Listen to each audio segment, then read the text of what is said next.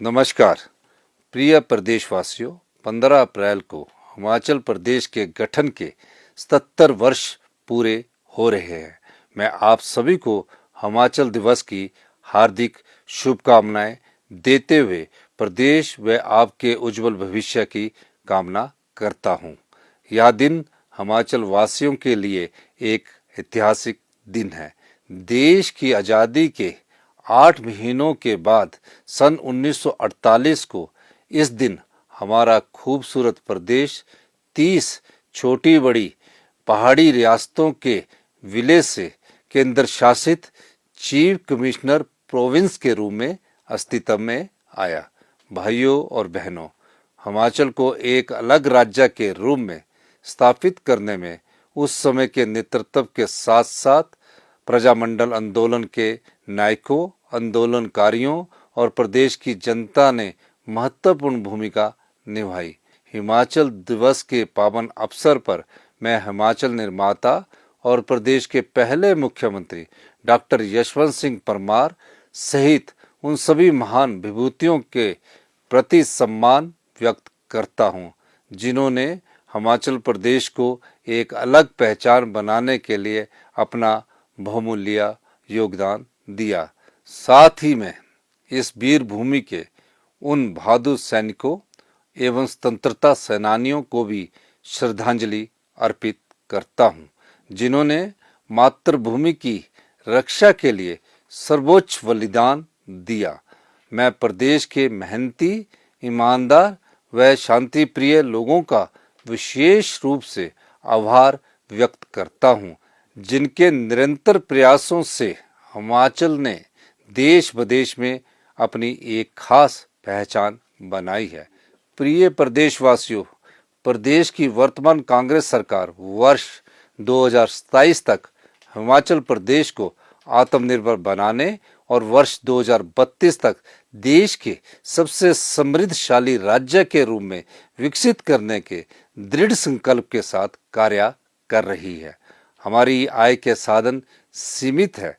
मैं बताना चाहता हूं कि राज्य सरकार के हर 100 रुपये में से 42 रुपये कर्मचारियों के वेतन और पेंशन पर खर्च हो रहे हैं। इसके अलावा 11 रुपये कर्ज की अदायगी पर और 10 रुपये कर्ज का मूलधन चुकाने पर खर्च किए जा रहे हैं।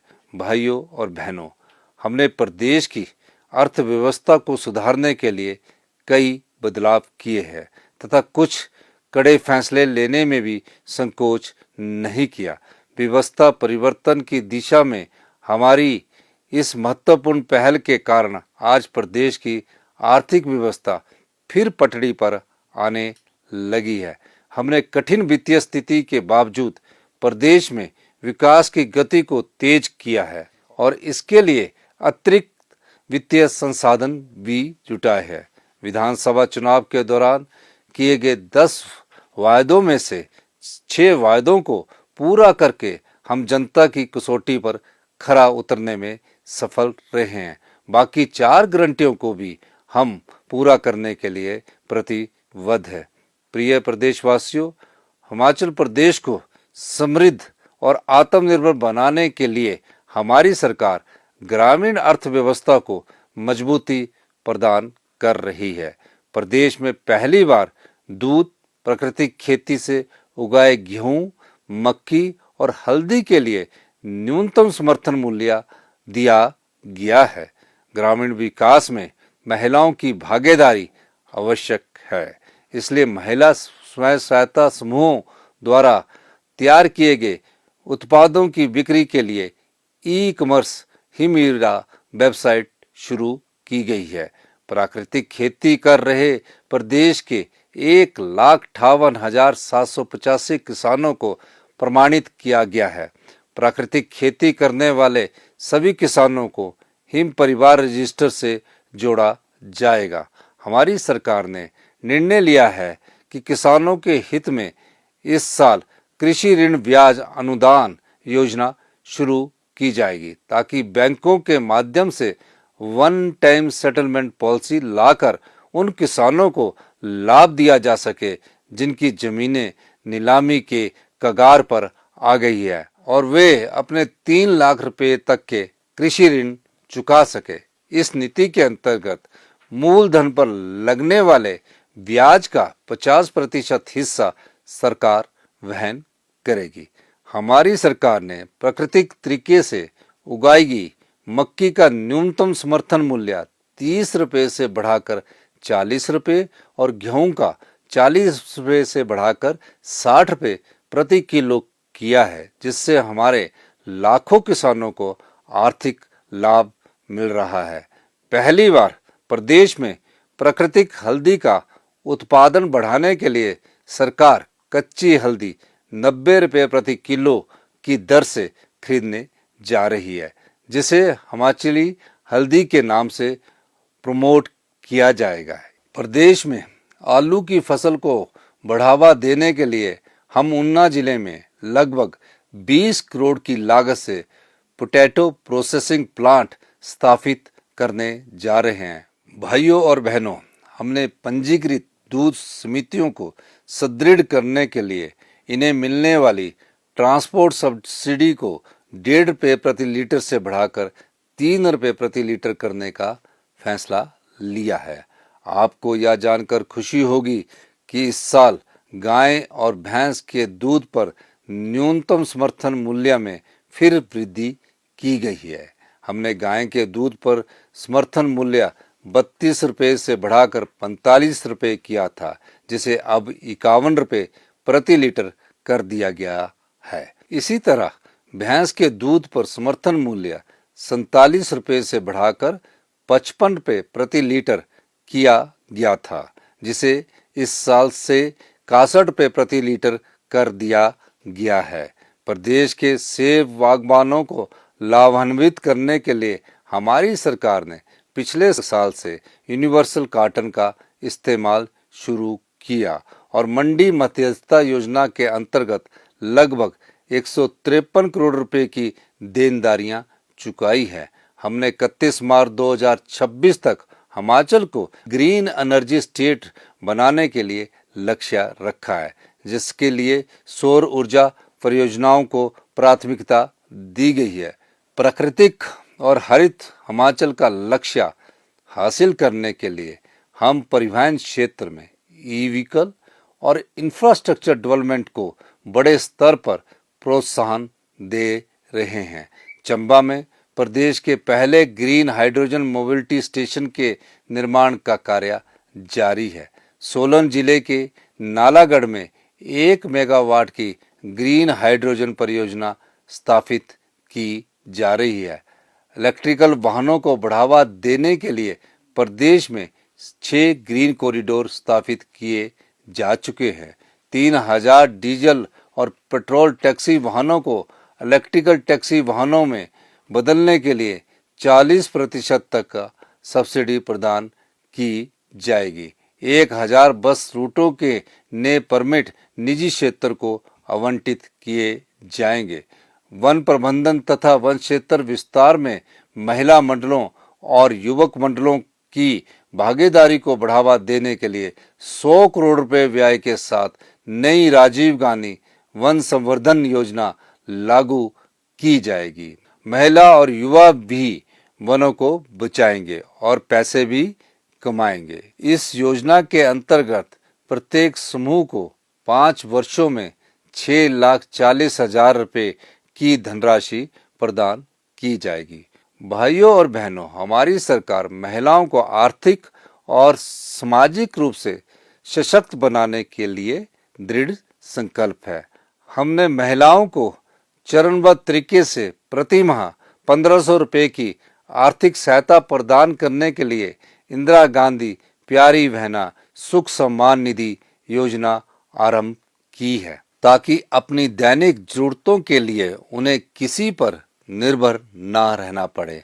हमने निर्णय लिया है कि 1 जनवरी 2025 से 31 मार्च 2026 के बीच 21 वर्ष की आयु पूरा करने वाली तथा डोमेस्टिक हेल्पर के रूप में कार्य करने वाली महिलाओं को भी इस योजना का लाभ प्रदान किया जाएगा।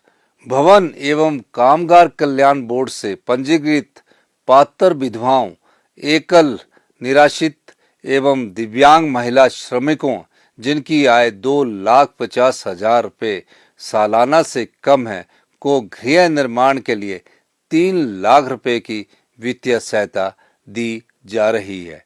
हमारी सरकार ने महर्षि वाल्मीकि कामगार आवास योजना को मंजूरी प्रदान की है। इस योजना के अंतर्गत 2,50,000 रुपये से कम सालाना आय वाले वाल्मीकि समुदाय के सफाई कर्मचारियों को घर बनाने के लिए 3 लाख रुपए की वित्तीय सहायता देने का प्रावधान किया गया है। समाज के संवेदनशील वर्गों के अधिक से अधिक लोगों को लाभान्वित करने के लिए बीपीएल परिवारों की सूची में संशोधन करने का महत्वपूर्ण कार्य भी हमारी सरकार कर रही है। हम यह सुनिश्चित करेंगे कि पात्र परिवार ही बीपीएल में आए और यह जिम्मेदारी बीडीओ और एसडीएम को दी गई है। भाइयों और बहनों, हमने दिहाड़ीदारों को 25 रुपये बढ़ोतरी के साथ 425 रुपये प्रतिदिन दिहाड़ी देने का निर्णय लिया है। हमारी सरकार ने मनरेगा दिहाड़ी में 80 रुपये की ऐतिहासिक वृद्धि कर इसे 240 रुपये से बढ़ाकर 320 रुपये किया है। अनाथ बच्चों, बेसहारा महिलाओं और वृद्धजनों को सहारा देने के लिए हमने मुख्यमंत्री सुख आश्रय योजना शुरू कर 6,000 बच्चों को चिल्ड्रन ऑफ द स्टेट के रूप में अपनाया है। अनाथ बच्चों को सहारा देने के लिए कानून बनाने वाला हिमाचल प्रदेश देश का पहला राज्य बना है। हाल ही में कई जिलों से चिल्ड्रन ऑफ द स्टेट को दिल्ली, चंडीगढ़, गोवा और अटारी बागा बॉर्डर आदि स्थानों पर भ्रमण पर भेजा गया है। कांगड़ा जिले को प्रदेश की पर्यटन राजधानी के रूप में विकसित करने का कार्य प्राथमिकता पर जारी है।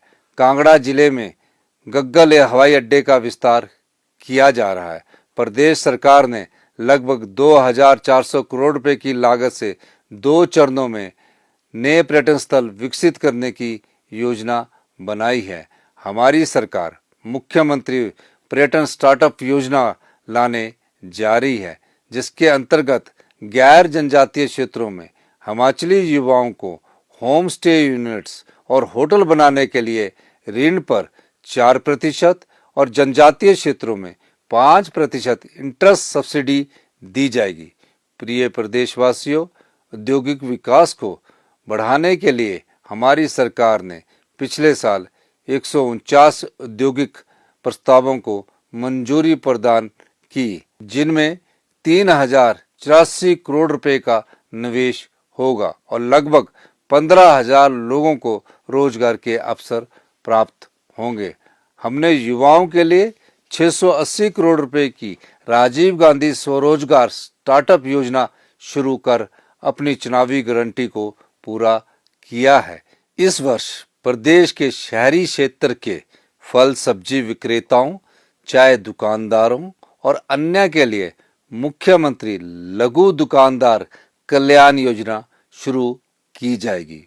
भाइयों और बहनों, एक अनुमान के अनुसार लगभग 9,50,000 मरीज हर साल अपना इलाज करवाने के लिए दूसरे राज्यों में जाते हैं और 1,350 करोड़ रुपया वह बाहर के प्रदेशों में अपने इलाज पर खर्च करते हैं। लेकिन हमारी सरकार व्यवस्था परिवर्तन से स्वास्थ्य सेवाओं में सुधार ला रही है।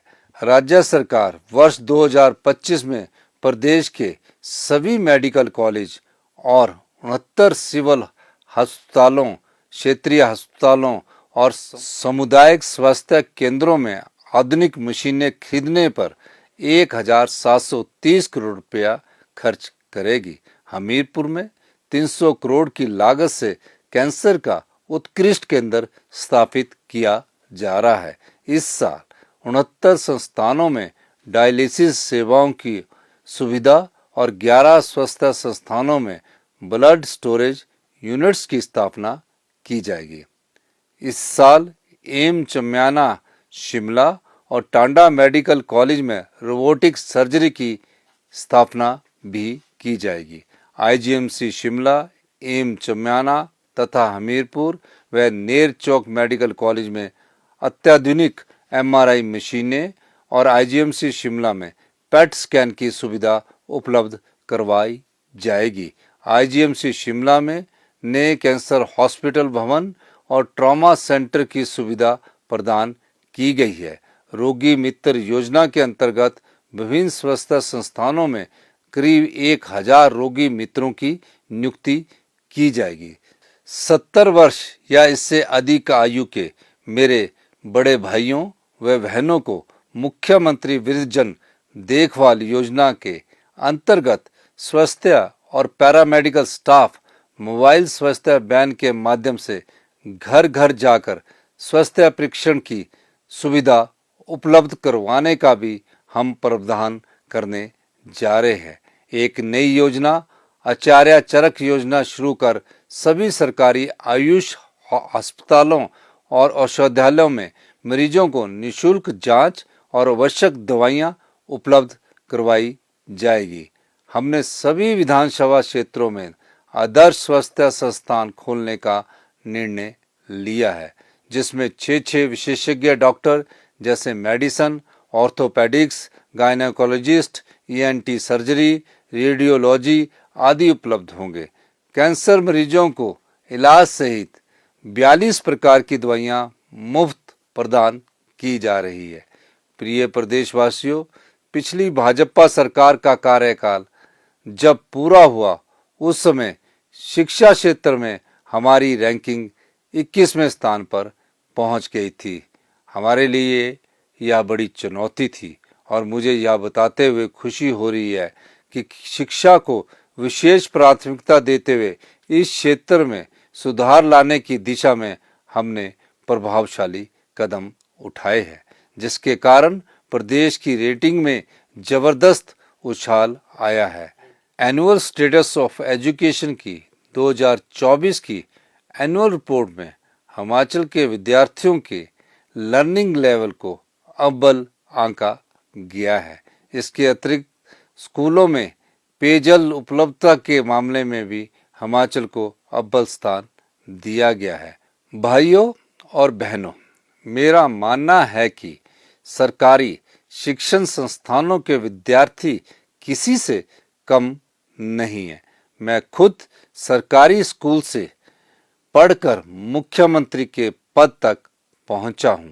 राज्य सरकार सरकारी शिक्षण संस्थानों में सुविधा बढ़ा रही है और गुणात्मक शिक्षा प्रदान करने के लिए हर संभव प्रयास कर रही है। हमारी सरकार का उद्देश्य क्वालिटी एजुकेशन प्रदान करना है ताकि हमारे युवा आत्मविश्वास के साथ भविष्य की चुनौतियों का सामना कर सके। हमने सरकारी स्कूल के विद्यार्थियों में आत्मविश्वास पैदा करने और उन्हें शिक्षा के समान अवसर प्रदान करने के लिए सभी सरकारी स्कूलों में पहली कक्षा से अंग्रेजी भाषा को मीडियम बनाया है। भाइयों और बहनों, प्रदेश के हर विधानसभा क्षेत्र में अत्याधुनिक तकनीक से लैस Rajiv Gandhi day boarding school स्थापित किए जा रहे हैं और इस साल 31 डे बोर्डिंग स्कूलों के निर्माण की प्रक्रिया आरंभ कर दी जाएगी। शिक्षा में सुधार के कदम उठाते हुए हमने प्री नर्सरी से 12वीं तक एक ही डायरेक्टरेट ऑफ स्कूल एजुकेशन का गठन किया है, जबकि डायरेक्टरेट ऑफ हायर एजुकेशन कॉलेजों सहित उच्च शिक्षा के सभी पहलुओं की देखरेख करेगा। विधवा, बेसहारा, तलाकशुदा महिलाओं और विकलांग माता पिता के बच्चों की शिक्षा के लिए वित्तीय सहायता प्रदान करने के उद्देश्य से हमारी सरकार ने इंदिरा गांधी मुख्यमंत्री सुख शिक्षा योजना शुरू करने का निर्णय लिया है। इस योजना के अंतर्गत पात्र लाभार्थियों को 18 वर्ष से कम आयु के बच्चों की शिक्षा, स्वास्थ्य और पोषण संबंधी खर्चों को पूरा करने के लिए हर महीने 1000 रुपया सहायता का प्रावधान किया गया है। ग्रेजुएट, पोस्ट ग्रेजुएट, डिप्लोमा या वोकेशनल कोर्सेज में प्रवेश पाने वाले बच्चों को ट्यूशन फीस और हॉस्टल का खर्चा वहन करने के लिए भी सरकार वित्तीय सहायता प्रदान करेगी। अध्यापकों के लिए विदेशों में एक्सपोजर विजिट की नई पहल भी हमने की है। शैक्षणिक गतिविधियों का ज्ञान अर्जन करने के लिए पहले चरण में 200 अध्यापक सिंगापुर भ्रमण पर भेजे गए। प्रदेश सरकार ने 50 मेधावी विद्यार्थियों को 11 दिनों के शैक्षणिक अध्ययन के लिए कंबोडिया और सिंगापुर भेजा और इस पहल की राष्ट्रीय स्तर पर सराहना हुई। हमारी सरकार ने निर्णय लिया है कि महाविद्यालयों और स्कूलों में विभिन्न श्रेणियों के कुल 1000 पद भरे जाएंगे। हिमाचल प्रदेश में नशीले पदार्थों के सेवन और तस्करी को रोकने के लिए हमारी सरकार गंभीर कदम उठा रही है। सत्ता में आते ही हमने पिट एनडीपीएस एक्ट को लागू किया, जो पिछली भाजपा सरकार 5 साल तक लागू नहीं कर पाई। इस कानून के लागू होने के बाद ऐसे लोगों की गिरफ्तारी हुई जो बार बार नशे के काले कारोबार में शामिल थे। आज के दिन मैं नशे का कारोबार करने वालों को कड़ी चेतावनी देता हूं कि इस कारोबार में शामिल लोगों को सलाखों के पीछे पहुंचाया जाएगा तथा उनकी संपत्ति की जांच होगी और राज्य सरकार उन्हें अटैच करेगी। अगर संपत्ति अतिक्रमण कर बनाई है तो उसे गिराया जाएगा। हमने सभी जिला प्रशासनों को पंचायत स्तर पर नशीले पदार्थों के सप्लायर और इसके आदी लोगों सहित ड्रग नेटवर्क की मैपिंग करने के निर्देश दिए हैं। हमारी सरकार ने नशे के विक्टिम और अपराधियों में अंतर करने के लिए एचपी एंटी ड्रग एक्ट विधानसभा से पास किया है। यह एक्ट विक्टिम के प्रति संवेदनशील रवैया रखता है। हम नशे के दलदल में फंसे व्यक्तियों को फिर से समाज की मुख्य धारा में शामिल करने का प्रयास कर रहे हैं। नशीले पदार्थों की तस्करी को रोकने के लिए स्पेशल टास्क फोर्स बनाई जा रही है। सिरमौर जिला के कोटला बड़ोग में एक state of art rehabilitation centre बनाया जा रहा है। अन्य जिलों में भी इस प्रकार के सेंटर स्थापित किए जाएंगे ताकि नशे के दलदल में फंसे युवाओं को इससे आज़ाद करने में उनकी सहायता की जा सके। हिमाचल में ऑर्गेनाइज्ड क्राइम की घटनाओं को देखते हुए राज्य सरकार ने ऑर्गेनाइज्ड क्राइम कंट्रोल एक्ट भी पास कर दिया है, जिसे पुलिस बेहतर ढंग से ऐसे अपराधियों पर नकेल कस पाएगी। हिमाचल प्रदेश में जल आपूर्ति की गुणवत्ता में सुधार लाने के उद्देश्य से 200 करोड़ रुपए के प्रावधान के साथ नई मुख्यमंत्री स्वच्छ जल शोधन योजना की शुरुआत की जाएगी। 745 करोड़ रुपए की लागत से 8 जिलों के ग्रामीण क्षेत्रों में 20,663 घरों तक बेहतर आपूर्ति सुनिश्चित की जाएगी। प्रिय प्रदेशवासियों, यात्रियों को बेहतर परिवहन सेवाएं प्रदान करने के लिए सरकार लगातार प्रयास कर रही है। इस साल परिवहन निगम में अतिरिक्त 500 ई बसों की खरीद की जाएगी। शिमला शहर में 1,734 करोड़ 40 लाख रुपए की लागत से दुनिया के दूसरे सबसे बड़े रोपवे का निर्माण कार्य जल्दी शुरू किया जाएगा। 15 स्टेशनों को जोड़ने वाला यह रोपवे लगभग 14 किलोमीटर लंबा होगा। भाइयों और बहनों, देश की आज़ादी के बाद पहली बार बड़ा बंगाल जैसे अति दुर्गम क्षेत्र को सड़क सुविधा से जोड़ने और शिमला जिला के दुर्गम क्षेत्र डोडरा क्वार तक पक्की सड़क पहुंचाने की पहल की है। जिससे ये क्षेत्र भी विकास की मुख्य धारा से जुड़ जाएंगे। हमारी सरकार ने भ्रष्टाचार पर अंकुश लगाने के लिए जीरो टॉलरेंस नीति अपनाई है। पूर्व सरकार के दौरान हिमाचल प्रदेश कर्मचारी चयन आयोग के माध्यम से हुई भर्तियों में घोटालों तथा युवाओं के भविष्य से हो रहे खिलवाड़ को देखते हुए हमारी सरकार ने इस आयोग को बंद कर इसके स्थान पर पारदर्शिता व जवाबदेही सुनिश्चित करते हुए राज्य चयन आयोग की स्थापना की।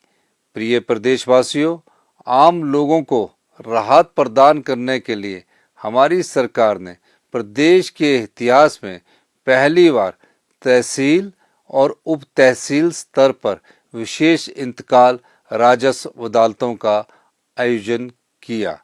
अब तक 2,75,000 से अधिक इंतकाल, 16,258 तकसीम, 27,404 निशानदेही और 7,260 दुरुस्ती के मामलों का निपटारा किया गया है। प्रदेश के दूर दराज इलाकों में रहने वाले लोगों को अपने छोटे छोटे काम करवाने के लिए जिला मुख्यालय या राज्य सचिवालय आने की जरूरत ना पड़े और उनके धन व समय की बचत हो, इस सोच के साथ हमने सरकार गांव के द्वार कार्यक्रम की शुरुआत की है। मैं स्वयं डोडरा क्वार और कुपवी गया और एक रात वहां रुका। हमारे मंत्रिमंडल के सहयोगी भी इस कार्यक्रम के माध्यम से जन समस्याओं का निवारण कर रहे हैं। भाइयों और बहनों, हमने अपने 2 साल के कार्यकाल में 42,000 से अधिक रोजगार के अवसर उपलब्ध करवाए हैं। इस साल विभिन्न विभागों में 25,000 भर्तियां की जाएगी। प्रदेश के विकास में कर्मचारियों की भूमिका सबसे महत्वपूर्ण है। उनका कल्याण सुनिश्चित बनाने के लिए हमने पुरानी पेंशन व्यवस्था बहाल कर उन्हें आर्थिक सुरक्षा प्रदान की है। प्रदेश के 1,36,000 एनपीएस कर्मचारियों को इस फैसले का लाभ मिला है। पहले चरण में 15 मई से 70 वर्ष से 75 वर्ष के आयु वर्ग के पेंशनरों के बकाया एरियर का भुगतान करने का निर्णय लिया है।